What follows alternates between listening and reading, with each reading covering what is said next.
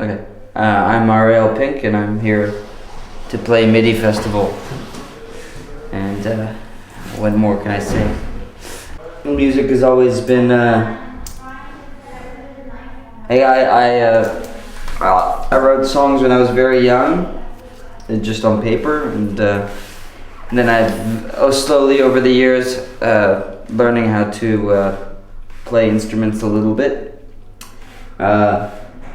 And learning how to record all at the same time. So it's just little bits of recording, little bits of playing, and I still don't know how to play my instruments, but I still can. I can record little bits at a time and make it seem like I can play instruments. But so that's it's kind of like songwriting and recording are the same thing for me. I use recording to make songs. All the records that have come out have been were made before 2003. They were all from earlier. The Doldrums was from 2000. And then the House Arrest was actually recorded after. Warren Copy, which came out first, was recorded in 2003, and then. House Arrest, which just came out, was recorded in 2002. So it was before Warren Copy. It's come out in a weird order. That's not my choice. It's the record label who they buy the property of specific records, and those records came out beforehand on other record labels. Restop, Warren Copy came out on Restop in 2003. And House Arrest came out on Ball Bearings Pinatas in 2002. And then Potrex bought the rights from these labels, and they put them out in a different order. So I kind of overdo everything, and whatever I can't do, I do. For instance, I can't play drums. It's very much. I recorded on an 8-track. It's very portable, and I do it in the middle of the night, and so I can't make a lot of noise for neighbors. I can't play the drums or anything. So I had to learn how to just do the mouth drums into the microphone, and then. And everything else is on headphones, and then maybe I sing and maybe I get a noise complaint or something like that. But for the most part, everything has been in the middle of the night with a lot of restrictions. But it's become a very diary kind of thing for me, so I could do it at home, and that's the way I prefer to work. Mostly, it's just recording whenever I feel like it. If I wake up in the middle of the night, I can just start singing into the microphone, and that's the way I like it. Yeah, well, but I listen to all these old records, and I want these things, that I hear in music that I don't know how to do, and. So I have to pretend. I have to pretend to sing like a certain person, and I have to pretend to make wind noises, and it's all very dramatic, but it's all very because I don't know how to do anything else, So whereas a lot of people spend a lot of money and a lot of time getting the equipment first before they record their good album that they will send off to the world. I've always just kind of done, the least amount of work possible. Barely getting the lines down to the song, barely learning the song at all, and then having mistakes in there, and that I have to actually turn into the realness of the song. I actually have to learn the mistakes on other instruments. And it's all very cheap. It's all very inexpensive for me, and it's amazing that people care and like it, I mean, it's the best thing in the world. I mean, I don't do anything that special. I think yeah, I do the least amount of work of any other artist I know. I will give you $1 million to produce you. Yeah, I say yeah, and like and I mean but that hasn't happened, you know. I mean, like that's I'm still waiting. Everybody always asks a question, but I think there's a conspiracy.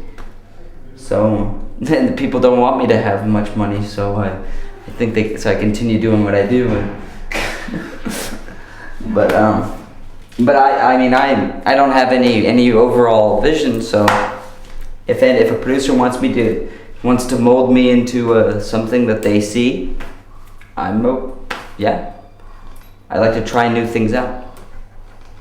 With Holy Shit, you know, I play with them the same way I play with myself. You know, like I just come over to my house and I record you. You know, and then a couple days goes by and I have backing tracks and everything. Like, you know, Matt Fishbeck writes the songs mostly for Holy Shit, and it works really well. I mean, if he likes my production, I just do the same thing, and I do it for whoever wants to, you know, as long as I have time and I feel like it, you know.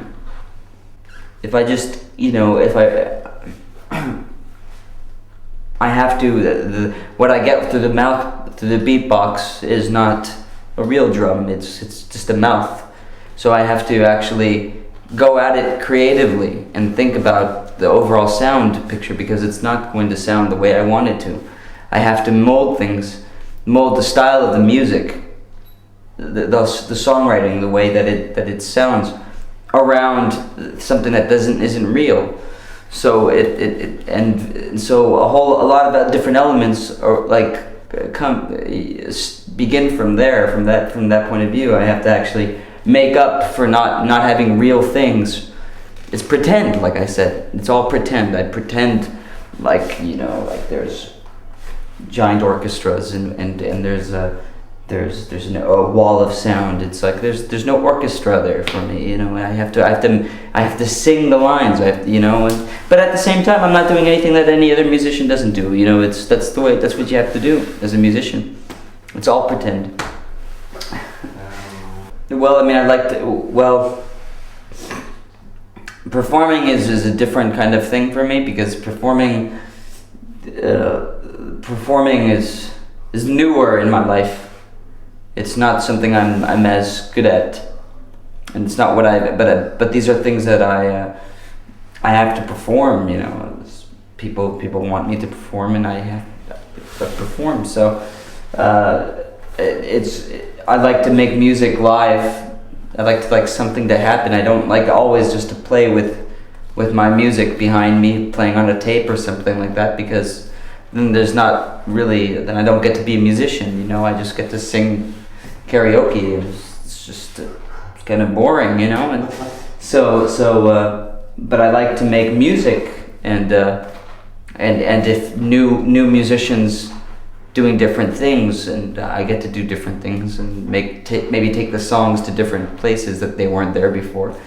I always like to do that, but it depends, because it's very hard to get chemistry with people, and it's just it's hit and miss.